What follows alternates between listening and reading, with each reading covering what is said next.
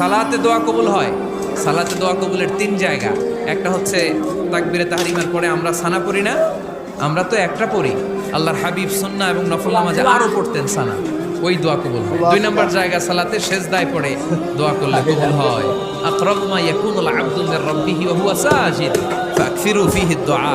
বান্দা যখন সেজদায় লুটিয়ে পড়ে, বান্দা আল্লাহর সবচেয়ে কাছে চলে যায়। তা কিন্তু বিশ্বনবী বলে, সেজদাটা তোমার রবের কুদরতি পায়ের উপরে পড়েছে। সেজদায় পড়ে দোয়া করো। সালাম ফিরানোর আগে বিশ্বনবী দোয়া করতেন, লা ইউসাল্লিমান্না আহাদুকুম হাত্তা ইয়াতাআওয়াযা মিন আরবা'a। আল্লাহর হাবিব বললেন, 4 জিনিস থেকে পানাহ না আছে আমার কোন উম্মত যেন সালাম না ফিরায়। তারা যেন পড়ে, আল্লাহুম্মা ইন্নী আউযু বিকা মিন আযাবিল কবর, আউযু বিকা মিন আযাবি জাহান্নাম, আউযু বিকা মিন ফিতনাতিল মাহইয়া ওয়াল মামাত, আউযু বিকা মিন ফিতনাতিল মাসিহিদ দাজ্জাল। আল্লাহ কবরের আযাব থেকে বাঁচাও, আল্লাহ জাহান্নামের আগুন থেকে বাঁচাও, আল্লাহ জীবন